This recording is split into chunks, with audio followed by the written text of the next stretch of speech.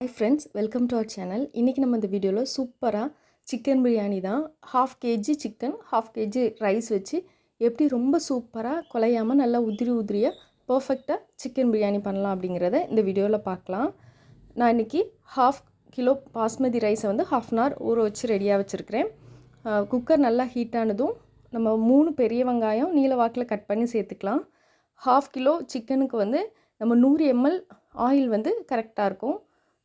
இதனோடய சேர்த்துருக்குறேன். அப்புறம் ஸ்பைசஸ் எல்லாம் இதனோடய சேர்த்துட்டு நல்லா வதங்கணும். நல்லா பொன்னிறமாக ஆகிற அளவுக்கு நம்ம வெங்காயத்தை வந்து நல்லா நம்ம வதக்கிக்கிடலாம். நல்லா கலர் கொடுத்ததும் ஒரு பாதி கையளவுக்கு கொத்தமல்லி இலையை இதனோடய சேர்த்து இதை நல்லா வதக்கிக்கலாம். இதே அளவுக்கு நம்ம புதினாவும் எடுத்துக்கலாம். இதை கொஞ்சம் வதக்கிட்டு நெக்ஸ்ட்டு புதினா இலையும் சேர்த்து அதை நல்லா வதக்கிக்கிடலாம்.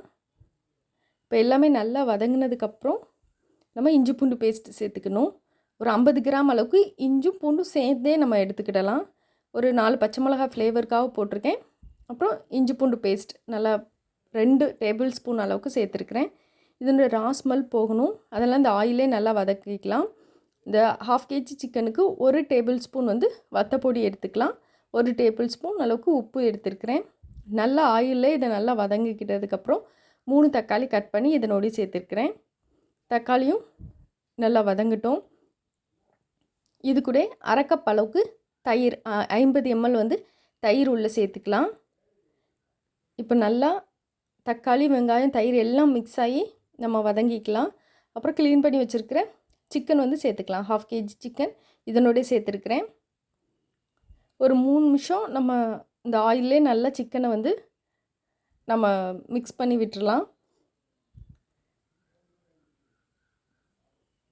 இப்போ மிக்ஸ் பண்ணியாச்சு. நெக்ஸ்ட்டு வந்து நம்ம தண்ணி ஊற்றிக்கலாம். தண்ணி வந்து 1 கப் ரைஸ் எடுத்துட்டோன்னா 1/2 கப் அளவுக்கு நம்ம தண்ணி எடுத்துக்கிடலாம். நம்ம விசில் வைக்க போகிறது லாஸ்ட்டு வந்து விசில் வைக்காமல் தம் வைக்கிற மாதிரி தான் பண்ண போகிறோம்.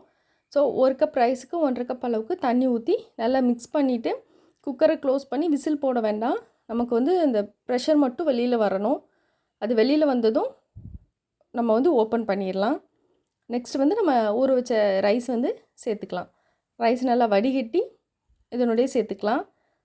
ரைஸ் சேர்த்துட்டு நல்லா மிக்ஸ் பண்ணிவிட்டு உப்பு வந்து நல்லா தூக்கலாக இருக்கணும். அப்போ தான் நமக்கு எல்லாம் வெந்து வரும்போது உப்போட அளவு கரெக்டாக இருக்கும். காரம் எல்லாம் கரெக்டாக இருக்கான்னு செக் பண்ணிக்கோங்க. இப்போ புளிப்பு கம்மியாக இருந்துச்சுன்னா 1/2 லெமன் புளிஞ்சு விட்டுக்கலாம். தயிர் தக்காளியோட புளிப்பே கரெக்டாக இருக்கிறதுனால நான் ஊற்றலை. இப்போ வந்து தண்ணியோட அளவும் அரிசியோட அளவும் ஒன்றா வர மாதிரி இதை மாதிரி வந்ததுக்கு அடுத்து குக்கரை க்ளோஸ் பண்ணி விசில் வச்சுக்கோங்க. ஆனால் நமக்கு விசில் வர வேண்டாம்.